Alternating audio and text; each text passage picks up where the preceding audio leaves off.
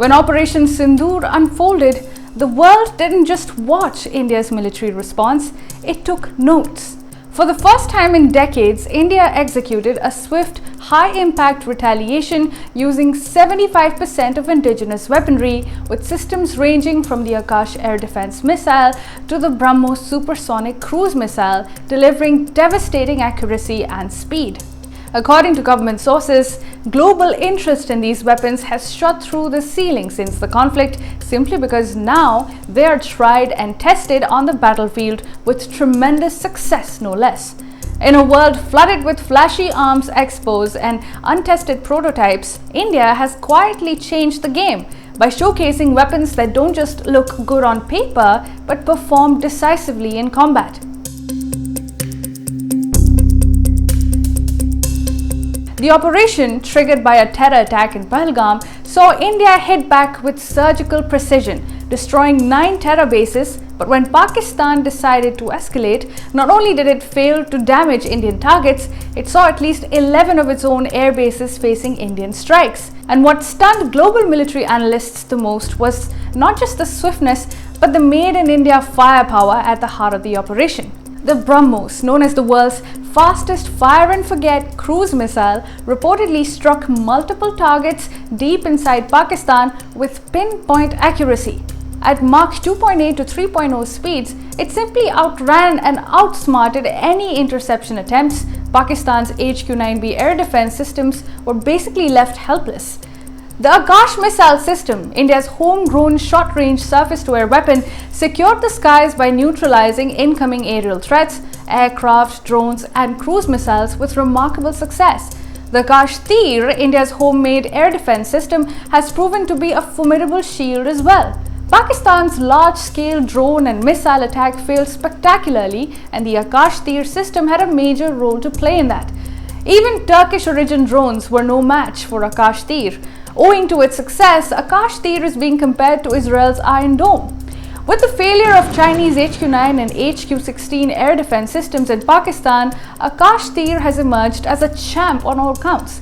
Even vintage systems like the L-70 anti-aircraft guns, upgraded with modern sensors, proved their worth. Indigenous armed drones provided real-time targeting data meanwhile, making this a multi-domain, coordinated strike with land, air, and space assets all working in tandem. As US defense analyst John Spencer put it, India has proven that its systems are not just functional, they're elite. BrahMos is something even China can't stop. In an essay, Spencer writes how in just 4 days, India used domestically developed systems to strike hardened targets across the border with precision, speed, and overwhelming effect. No US systems, no foreign supply lines, just BrahMos missiles, Akash Tir air defense units, and loitering munitions designed or assembled at home.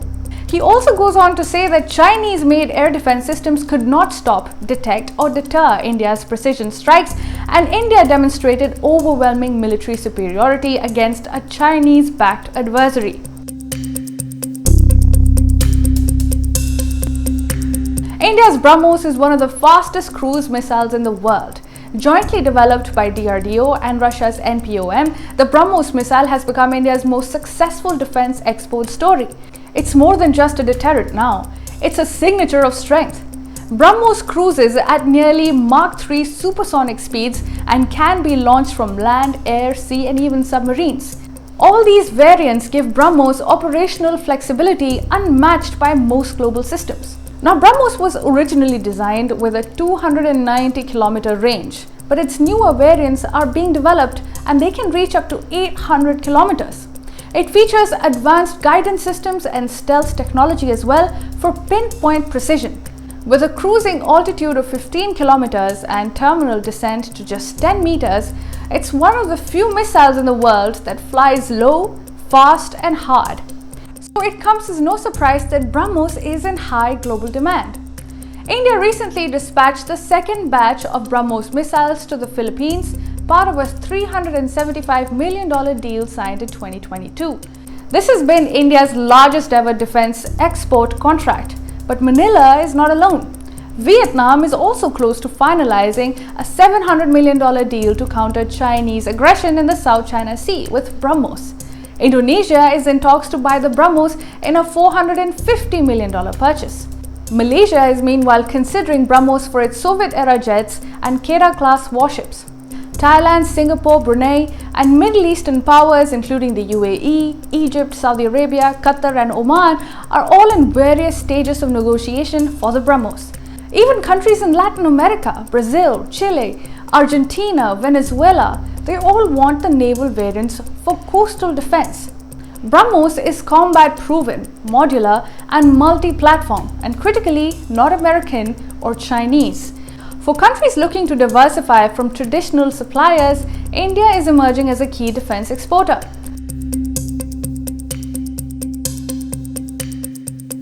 Now on to the Akash missile system. While BrahMos is the sword, Akash is the shield, and it's fast becoming India's next big export. Developed by DRDO and manufactured by BEL, BDL, L&T and Tata, the Akash system has a range of 25 kilometers and can track 64 targets while destroying up to 12 simultaneously. Its mobility makes it perfect for both border warfare and urban airspace protection. India exported the Akash system to Armenia in 2023 in a $230 million deal and is now close to signing a $200 million agreement with the Philippines for Akash batteries.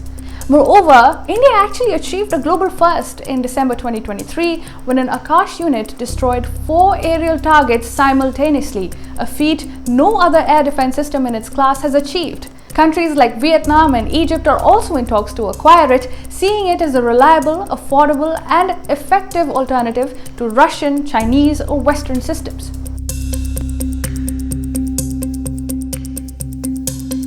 Now, India's arms exports were almost negligible just a decade ago. In the fiscal year between 2023 and 2024, India's exports hit $2.4 billion in defense, with a staggering 150% growth since 2020. The number in 2024 was actually $2.8 billion. This is a great rise. So what has changed?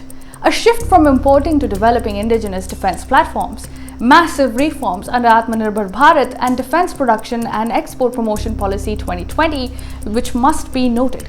There is also a global search for combat-proven, cost-effective, and geopolitically neutral systems, and India ticks all those boxes.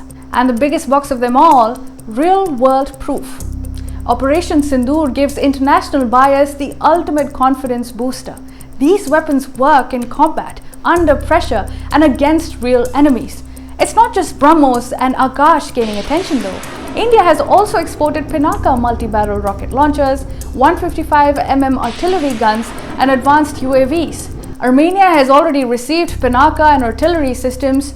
France seems to be following suit. Discussions are also on with the UAE and Qatar, and India is also aggressively showcasing all its capabilities in defense expos from Manila to Abu Dhabi. For decades, India has been known to be the world's biggest arms importer. But today, it is scripting a new story as a credible exporter of battlefield-tested weaponry. From BrahMos' unmatched speed and stealth to Akash's Sky Shield capability, India's defense ecosystem is no longer second to anyone. In a world increasingly wary of dependence on the US or China or even Russia, India offers something rare: trust, performance, and geopolitical balance. As more countries line up to buy Indian systems, New Delhi's defense diplomacy is firing on all cylinders, literally and figuratively. So what's the big takeaway here? Indian weapons don't just look good in parades, they win wars, and the world has taken notice.